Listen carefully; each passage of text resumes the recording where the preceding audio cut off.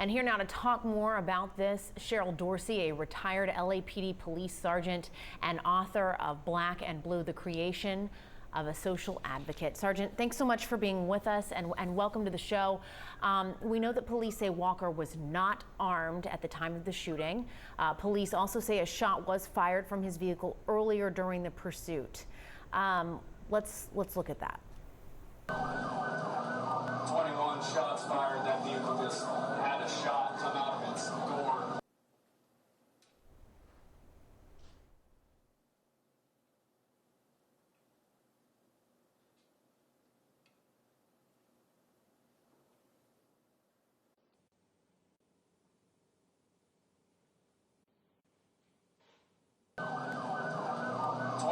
Shots fired. All right, Sergeant, walk us through that. Walk us through that situation kind of as you see it.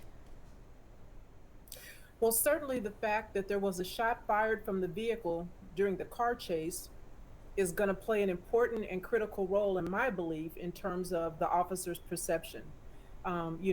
This person jumped out of the vehicle and is now on foot. So the perception reasonably could be that this person is still armed.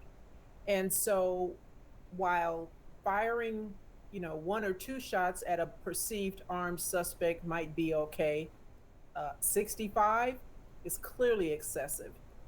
I'm encouraged that the police chief said that each of the officers are going to have to articulate and explain every round that came down the barrel of their gun.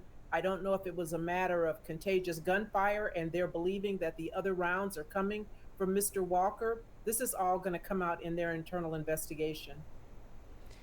And what, if anything, knowing what we have now, the investigation, as you mentioned, is very much ongoing, but what, if anything, do you believe police should have done differently here?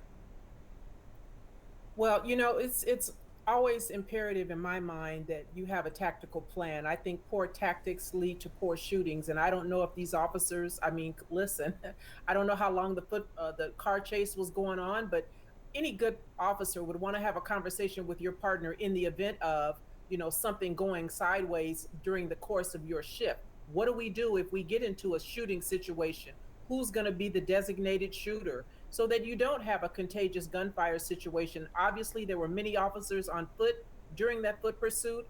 There should have been a plan as to who's going to fire if that becomes necessary. There's no reason in the world, if there's 10 officers chasing on foot, that all 10 fire. We use deadly force to eliminate a threat and not to punish someone because they didn't stop or because they may have fired around at you earlier. So it could be problematic, but I think a jury might side on the air of I'm with the officers. Suspect had a gun. And we do know that the investigation is being handled by an independent entity. What are you hoping to see from this investigation? What do you think is going to be important to zero in on? Well, it's going to be important to understand the officer's perception because that's key, that's critical, that's everything.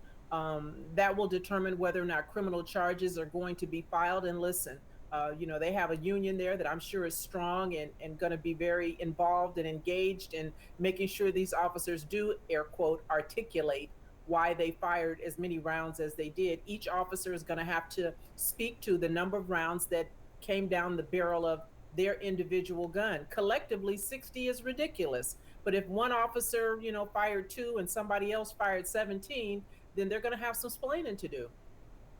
All right, Dorsey, thank you for your analysis here. We sure do appreciate you joining us. Thank you.